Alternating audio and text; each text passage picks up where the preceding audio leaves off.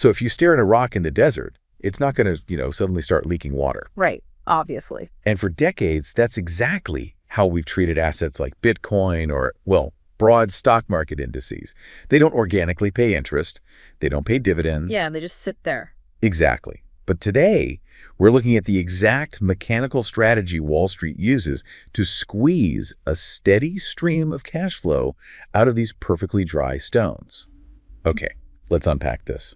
Because mathematically, pulling a recurring yield from an asset designed to just sit there feels completely impossible. It really sounds like financial alchemy, right?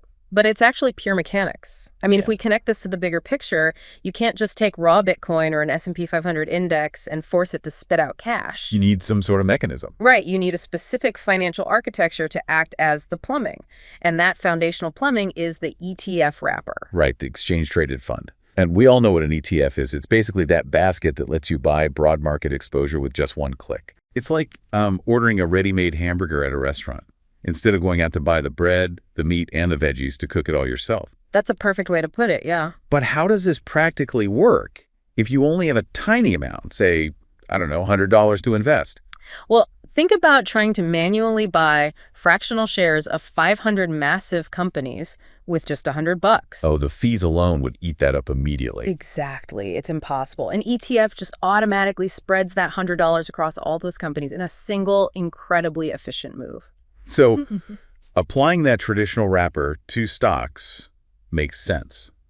But applying it to something like Bitcoin feels, I don't know, fundamentally backwards. Here's where it gets really interesting. I mean, crypto is built specifically to kill middlemen. Yeah, that was the whole original point of it. Right. So why on earth are investors suddenly lining up to pay Wall Street a 1% annual fee just to hold their Bitcoin for them? Why not just buy it directly on an exchange and keep the 1%? You say you want to keep that 1%, but what's the actual cost when you say lose a cold storage password or mishandle a transfer? Oof, yeah, your entire portfolio goes to zero. Exactly. What's fascinating here is that the ETF removes these massive psychological and technical barriers.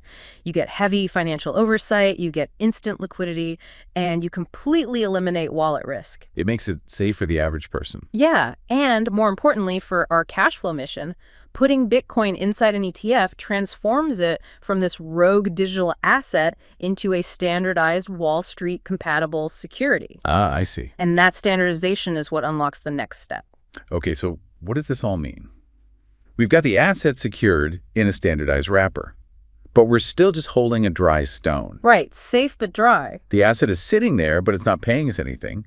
We have the asset, but where's this promised cash machine? Well, that's where the derivative market comes in, specifically through something called selling call options. So you explain that. The sources basically detail how you can take that ETF you own and essentially rent it out to speculators in the market. Rent it out. Yeah, they pay you a premium right now in cash for that rental agreement, and that's your consistent yield. Wait, hold on. I need to push back on that renting metaphor because, when I rent out a house, I'm guaranteed to keep the house. Okay, fair point. With a call option, if the price of the ETF absolutely skyrockets, I might actually be forced to sell my shares to that speculator, Rado.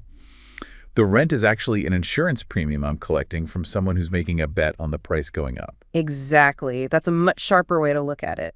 You are selling someone else the right to buy your ETF shares at a specific higher price in the near future. Okay, so give me an example of how that looks. Let's say Bitcoin is at 60,000.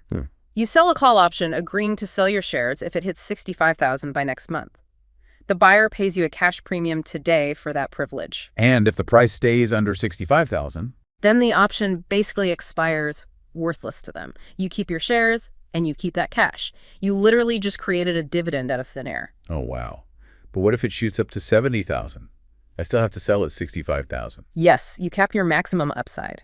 You trade the dream of a massive overnight moonshot for a guaranteed, immediate, tangible cash flow. That is the fundamental trade-off. Exactly. Wall Street institutions use this strategy relentlessly to smooth out the notorious volatility of non-yielding assets. It allows them to generate steady income regardless of whether the market goes up slightly, trades sideways, or even drops a bit. So the stone doesn't organically produce water? You're just collecting a premium from thirsty speculators making bets on it. Basically. That is brilliant mechanics. But it leaves me with one final, massive contradiction to ponder.